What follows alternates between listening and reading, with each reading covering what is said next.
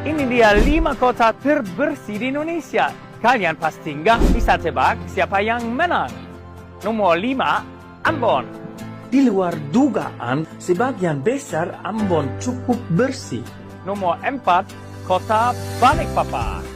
Kota perdagangan di Kalimantan Timur ini berhasil Meraih penghargaan kota terbersih ASEAN tahun ini. Nomor 3, kota Banyumas. Kota di Jawa Tengah ini cukup viral karena kebijakan zero landfill dan tersebar luas di Indonesia.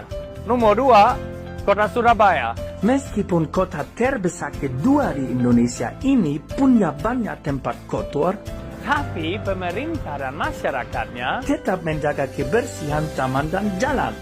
Nomor 1 pemenangnya Banda Aceh.